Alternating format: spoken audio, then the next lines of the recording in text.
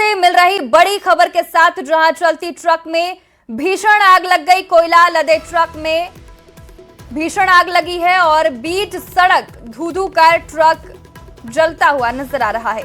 चंद मिनटों में ट्रक जलकर खाक हो गया और कोलेबिरा घाटी की सरई पानी की घटना बताई जा रही है।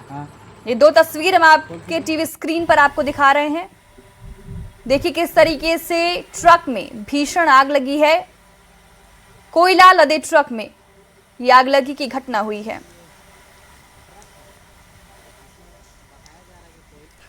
तो देखिए सिमडेगा से इस वक्त की बड़ी खबर मैं आपको बता रहे, जहां चलती ट्रक में भीषण आग लग गई, जिसकी तस्वीर हम आपको दिखा रहे हैं। ये दो तस्वीर आपको आपके टीवी स्क्रीन पर नजर आ रही होगी और इस आग को देखकर आप अंदाजा लगा सकते हैं कि कितनी बड़ी दुर्घटना घट सकती थी। लेकिन अभी ये तस्वीर सामने आ रही है जहां पर बालू लदे ट्रक में चलती ट्रक में आग लग गई। चंद मिनटों में ट्रक जलकर खाक हो गई और इसकी सीधी तस्वीर सिमडेगा से मैं आपको दिखा रहे हैं और इलाके में अफरा तफरी का भी माहौल है। ये तस्वीरों से आप देख सकते हैं। हमारे साथ संवाददाता श्रीराम जुड़ गए हैं फोन लाइन पर। श्रीराम, ये तस्वीर हैरान कर देने वाली है। चलती ट्रक में भीषण आग लग गई, क्या अपडेट है? जी देखिए, जो ट्रक है उस पर कोयला लोड है। उड़ीसा से वो रांची की ओर जा रही थी। घाटी पर शॉर्ट सर्किट गाड़ी पे लगा, उसके बाद उस पर आग लग गई। दमकल वहां पहुंची है पर कोयला लोड है, कोयला में आग पकड़ चुका है। एक दमकल उसको बुझा पाने में नाकाफी हो रहा है, एक दमकल और बुलाने का प्रयास किया जा रहा है। क्योंकि सिमडेगा से लगभग 30 किलोमीटर दूर है घटनास्थल और घटनास्थल पर ही दमकल कर्मी लगे हुए हैं, पर कोयले में आग पकड़ने के कारण आग बुझाने में परेशानी हो रही है। दोनों तरफ वाहनों की कतार लगी हुई है, जो बसें हैं वो रुकी हुई हैं, ट्रकों का जो परिचालन है वो ठप है, जिससे यात्री भी परेशान है। और अभी तक आग पर पूरी तरह से काबू पाया नहीं गया है। ट्रक ड्राइवर की क्या स्थिति है? ट्रक ड्राइवर कहाँ है?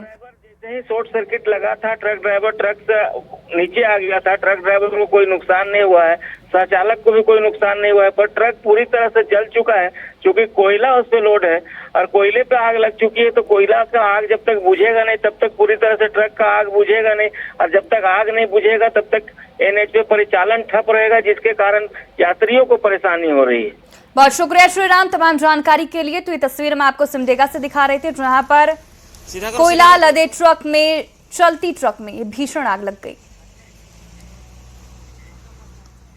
और खबर धनबाद से है जहां जिनागोरा माड़ी गोदाम इलाके में आउटसोर्सिंग कंपनी की हैवी ब्लास्टिंग से स्थानीय लोगों में भारी आक्रोश है।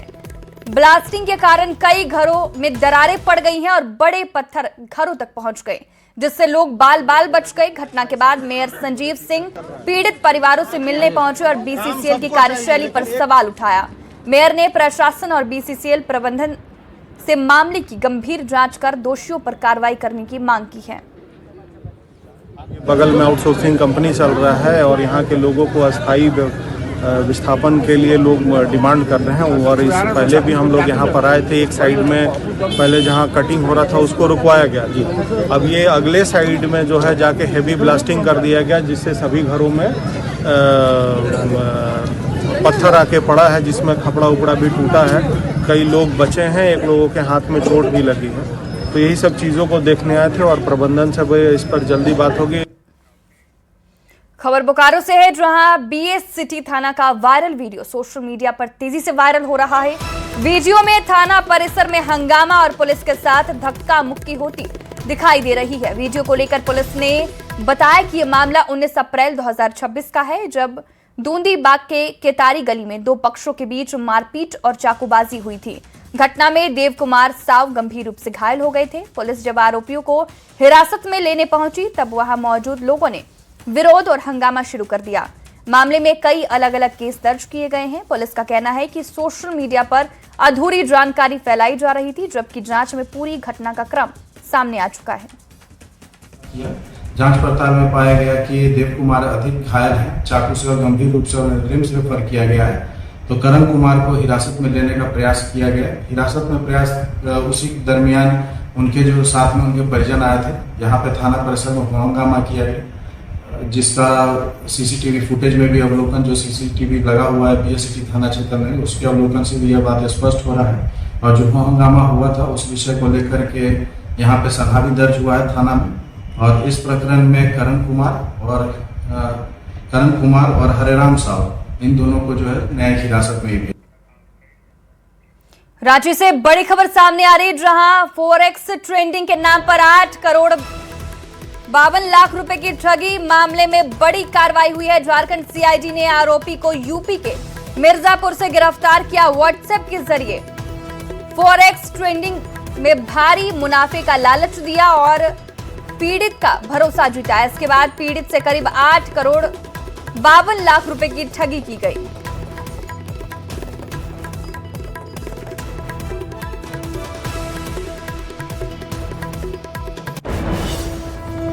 अब खबर गढ़वा से है, जहां पुलिस ने बड़ी कार्रवाई करते हुए ट्रेन यात्रियों से लूट की योजना को नाकाम किया। लूट की योजना बना रहे 7 अपराधियों को पुलिस ने गिरफ्तार किया है। गिरफ्तार अपराधियों के पास से 4 देसी कट्टा, 4 जिंदा कारतूस, 6 मोबाइल फोन और 2 मोटरसाइकिल बरामद की गई। पूछताछ में आरोपियों ने ट्रेन से उतरने वाले यात्री को लूटने की साजिश कबूल की है।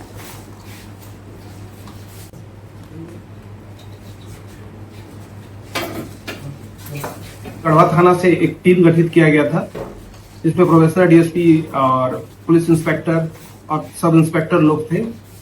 सभी ने जो है जिस जगह पर चिन्हित किया गया था उस जगह पर छापेमारी की गई। वहां से 7 लोगों को गिरफ्तार किया गया। 4 हथियार और 4 गोलियां भी बरामद हुई हैं। ये लोग एक व्यापारी को लूटने की योजना बनाए हुए थे, जो कि पकड़े जाने की वजह से ये विफल हो गए। बड़ी खबर गढ़वा से है, जहां नगर उंटारी थाना क्षेत्र के दहेड़िया गांव में ऑटो और मैजिक वाहन की भीषण टक्कर हो गई, जिसमें 3 लोगों की दर्दनाक मौत हो गई, जबकि करीब 18 से ज्यादा यात्री घायल हो गए। बताया जा रहा है कि लोग छेका समारोह में शामिल होने के लिए ऑटो से नगर उंटारी जा रहे थे, तभी सामने से तेज रफ्तार मैजिक ने टक्कर मार दी। हादसे के बाद मौके पर अफरा तफरी मच गई और स्थानीय लोगों ने घायलों को बाहर निकालकर अस्पताल पहुंचाया। कई घायलों की हालात गंभीर बताई जा रही है। पुलिस मामले की जांच में जुटी है।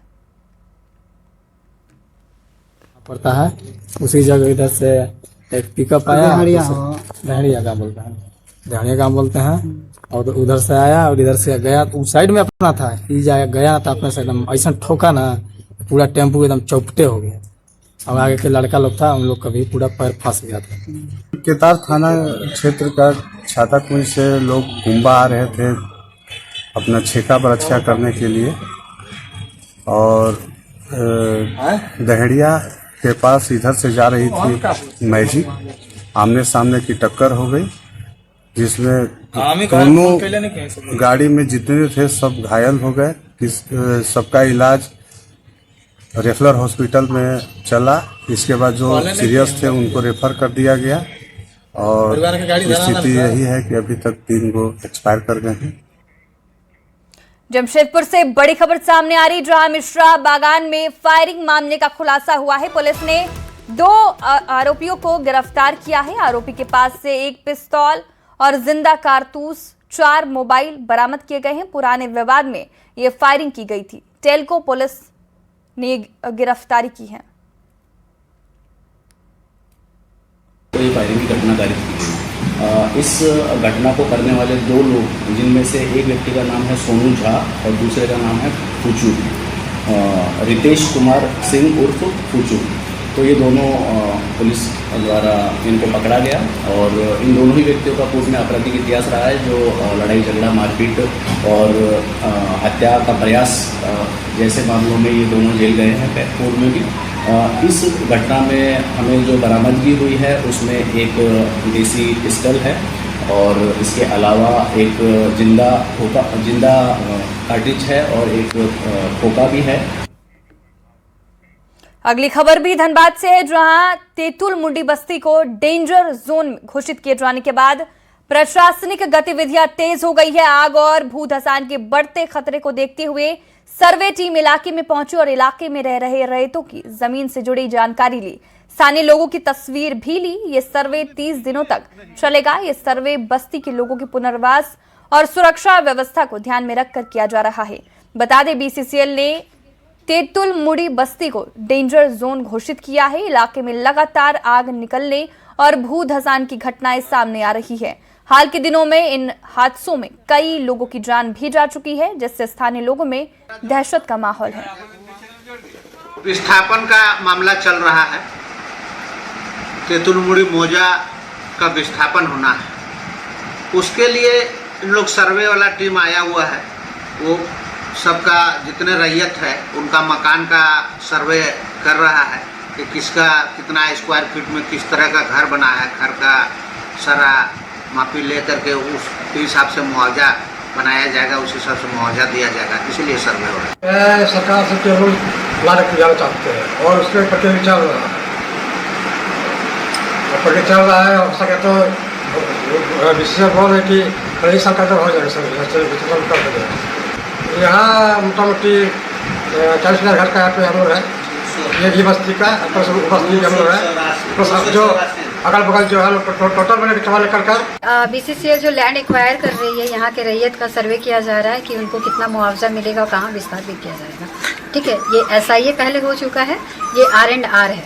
ठीक है, और ये सर्वे कितने दिनों तक चलेगी? ये अब खबर रांची से है, जहां मौसम ने अचानक करवट ले ली है। लगातार बारिश के कारण शहर के कई निचले इलाकों में जल जमाव की स्थिति बन गई है, जिससे आम जनजीवन प्रभावित हो रहा है। वहीं बारिश के साथ हुई ओलावृष्टि ने किसानों की चिंता बढ़ा दी है। खेतों में लगी फसलों को काफी नुकसान हुआ है। मौसम के इस बदले मिजाज से शहर और ग्रामीण दोनों इलाकों में परेशानी बढ़ गई है।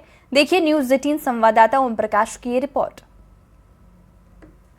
रांची में मौसम का मिजाज शाम होते होते बदल गया है और कड़ी धूप के बाद अब झमाझम बारिश और ओलावृष्टि से पूरा जनजीवन जो है वो राजधानी रांची का अस्त व्यस्त होता हुआ नजर आ रहा है। खासतौर से अगर बात करें तो कई जो निचले इलाके हैं वहां पर जल जमाव की समस्या जो है वो देखने को मिल रही है। खासतौर से बात करें तो इस झमाझम बारिश की वजह से जहां गर्मी से लोगों को एक तरफ राहत मिली है, तो वहीं दूसरी तरफ जो फसलें हैं वो भी पूरी तरह से प्रभावित हुई हैं। कई फसलें जो हैं वो खराब हो गई है। खासतौर से अगर बात की जाए तो मौसम विभाग के द्वारा अलर्ट जारी किया गया है और उस अलर्ट की बानगी जो है वो इस वक्त राजधानी रांची में देखने को मिल रही है। लोग जो हैं वो इस बारिश में उनका जो जनजीवन है, जो यातायात व्यवस्था है वो भी थोड़ी प्रभावित होती हुई नजर आ रही है। तो वहीं ओलावृष्टि से जो खेत हैं, जो फसलें हैं वो जरूर जो प्रभावित होती हुई दिख रही हैं। कैमरामैन प्रभाकर के साथ ओम प्रकाश, न्यूज़ 18 रांची। हजारीबाग में भी बारिश से लोगों की परेशानी बढ़ गई है। लगातार हो रही बारिश और ओलावृष्टि ने किसानों की फसल बर्बाद कर दी है। गर्मी के मौसम में किसान जेठुआ फसल से अच्छे उत्पादन की उम्मीद लगाए हुए थे, लेकिन बेमौसम बारिश ने उनकी मेहनत पर पानी फेर दिया। कई ग्रामीण इलाकों में मक्का और कई सब्जियों की फसलों को भारी नुकसान पहुंचा है। किसानों ने कृषि विभाग और राज्य सरकार से मुआवजा देने की मांग की है। मौसम देखिए, इस समय हम लोग बोलते हैं जेठ महीना, जो जेठ का महीना होता है उसमें सब देखिए कि बारिश का मौसम तो नहीं रहता है। हम लोग जेठुआ बहुत खास कर लगाते हैं। धनिया हो गया, मक्का हो गया और कुछ जैसे टमाटर हो गया, इस तरह का हम लोग बहुत फसल लगाते हैं। जिसमें यहाँ अभी हो गया है कि 2 बजे के बाद बारिश होना तय है। आंधी तूफान, अभी जो है कि आज 1-2 दिन तो पत्थर पड़ गया, पत्थर से जो कि हम लोग का बहुत सारा फसल नुकसान हो गया जेठुआ का। 12 बजे दोपहर तक पूरा खूब तेज धूप रहता है। उसके बाद उल्टी टाइम समझिए 1-2 बजे के आसपास में इतना तेज बारिश होता है और आज तो पत्थर भी पड़ा है। इसके वजह से फसल में बहुत तरह से नुकसान हुआ है, जैसे कि मक्का हो गया, टमाटर हो गया, धनिया हो गया, बहुत तरह से नुकसान हुआ है। और सरकार से हम यही मांग करेंगे कि इस तरह से जो फसल बर्बाद हुआ है उस पर कुछ मुआवजा चाहिए, मुआवजा दें। खबर सरायकेला से है, जहां कुकड़ू प्रखंड में हाथी के हमले में मारे गए युवक के परिजनों से विधायक सविता महतो ने मुलाकात की और आर्थिक सहयोग दिया।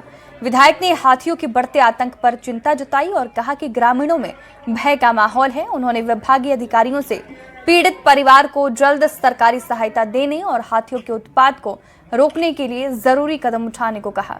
इस दौरान पूर्व में हुए हाथी हमले के शिकार मृतक और घायलों के परिजनों को मुआवजा राशि भी बांटी गई। घटना हुआ है उस समय 50,000 रुपया दिया गया है और बाकी का जो कुछ दिन बाद का जो 3.5 लाख का चेक दिया जाएगा। और उसके साथ साथ यहाँ पर शायद 3 महीना पहले एक घटना इसी ब्लॉक में हुआ था, जो बुढ़ाडी सुभद्रा मातो गुरंगो मातो, जो 3.5 लाख का चेक दिया गया। और 2 घायल जो महिला थे वो लोग को भी 25-25 हजार रुपया दिया गया। दुनिया की सबसे समृद्ध और पुरानी फिल्म फेस्टिवल में से एक कांस में दिखेगी पलामू में बनी फिल्म पेड़ चलता है। इस film selection Cannes film festival के वर्ल्ड प्रीमियर कैटेगरी में हुआ है। फिल्म को कोलकाता के जाने माने निर्देशक देवादित्य बंदोपाध्याय ने निर्देशित किया है। इस पूरी फिल्म की शूटिंग पलामू टाइगर रिजर्व के जंगल, पलामू किला, शाहपुर किला और मेदिनी नगर की कुछ जगहों पर की गई है। इस फिल्म की कहानी जल, जंगल, जमीन और इससे जुड़े लोगों की है, जिसे थ्रिलर सस्पेंस के ट्रीटमेंट के साथ बनाया गया है। इस फिल्म को आउटलाइन एक्सप्रेशन के बैनर तले मासूम आर्ट ग्रुप के सहयोग से बनाया गया है। कुछ लोग कहते हैं उनकी बॉडी को जानवर खा गया। क्या अब नौकरी मेहनत से नहीं बल्कि सॉफ्टवेयर से तय होगी? ये सवाल इसीलिए क्योंकि साइबर गैंग ने भर्ती परीक्षा में सेंध लगा दी है। राजधानी रांची में एसएससी जीडी परीक्षा के दौरान रिमोट एक्सेस तकनीक से नकल कराने वाले सॉल्वर गैंग का भांडाफोड़ हुआ है। कंप्यूटर स्क्रीन पर सवाल अपने आप हल होते जा रहे थे और अभ्यर्थी सिर्फ जवाब देख रहे थे। इस मामले में पुलिस ने 6 अभ्यर्थियों को गिरफ्तार कर कंप्यूटर जब्त किया है। यह रिपोर्ट देखिए। एसएससी जीडी परीक्षा में हाईटेक नकल का खेल, स्क्रीन पर खुद हल हो रहे थे सवाल। 6 आरोपी गिरफ्तार, अब खुलेंगे कई राज। बड़ा सवाल, परीक्षा माफिया के सामने सिस्टम बेबस। हाईटेक नकल कांड खतरे का अलार्म। जहां युवाओं के सपने की परीक्षा हो रही थी, वहां अंदर चल रहा था हाईटेक नकल का खेल। एसएससी जीडी परीक्षा के दौरान ऐसा खुलासा हुआ जिसने हर किसी को हैरान कर दिया। कंप्यूटर स्क्रीन पर सवाल अपने आप हल हो रहे थे। एक एक जवाब बिना उम्मीदवार के क्लिक किए स्क्रीन पर आता जा रहा था। राजधानी रांची के पंडरा ओपी इलाके स्थित एसएससी जीडी परीक्षा का ऑनलाइन एग्जाम चल रहा था, लेकिन इसी बीच ये सूचना मिली कि यहाँ पर जो अभ्यर्थी हैं जो कि परीक्षा में शामिल हुए हैं, वो कहीं ना कहीं इसमें फर्जीवाड़ा कर रहे हैं, चीटिंग कर रहे हैं। और इस मामले की जानकारी जब पुलिस तक पहुंची तो उसके बाद पुलिस की टीम यहाँ पर पहुंची और उसके बाद इस पूरे जो जोन को, जो परीक्षा सेंटर है, उसे पूरी तरह से सर्च किया। यहाँ से कुल 6 विद्यार्थियों को फिलहाल गिरफ्तार किया गया है, जिनसे पूछताछ की जा रही है। जो परीक्षा केंद्र है उसे भी सील कर दिया गया है। खासतौर से जो जानकारी अब तक सामने आई है, रिमोट एक्सेस जो ऑनलाइन परीक्षा के दरमियान वो किया जा रहा था। कंप्यूटर खुद से ही सवाल को हल कर रहा था।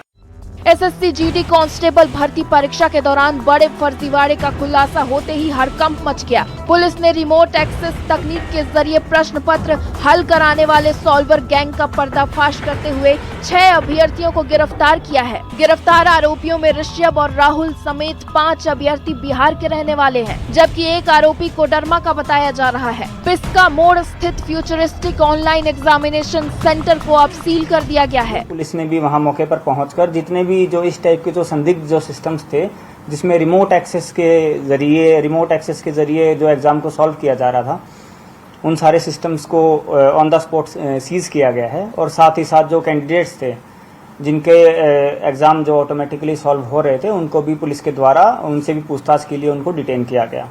आगे जो ये सिंस ये एग्जाम फर्स्ट शिफ्ट में था, तो वहाँ जो ये पता चला कि एक एडुकेटी नाम की फर्म है जिसको जिम्मेदारी दी गई थी, और जो वहाँ जो सेंटर के जो सेंटर सुपरिटेंडेंट हैं या जो सेंटर के जो आईटी के जो स्टाफ हैं, उनको वहाँ से मौके से फरार पाया, सेंटर सुपरिटेंडेंट और सेंटर आईटी स्टाफ को। इस घटना के सामने आने के बाद भर्ती परीक्षाओं की पारदर्शिता और सुरक्षा व्यवस्था पर एक बार फिर सवाल खड़े हो गए हैं। मामले के खुलासे के बाद पुलिस और प्रशासन परीक्षा केंद्रों की तकनीकी सुरक्षा व्यवस्था की भी जांच कर रहे हैं कि इसमें जो सेंटर के जो मालिक हैं उनकी भी मिली भगत है, और साथ ही साथ जो टेक्निकल जो सुपरिटेंडेंट है इस सेंटर के, उनकी भी मिली भगत है और उनको फरार भी पाया गया है। जो अब सवाल उठता है कि क्या परीक्षा केंद्रों में बैठा छात्र नहीं बल्कि टेक्नोलॉजी पेपर हल कर रही है? क्या सिस्टम परीक्षा माफियाओं के सामने पूरी तरह बेबस हो चुका है और मेहनत करने वाले युवाओं का भरोसा टूटता जा रहा है?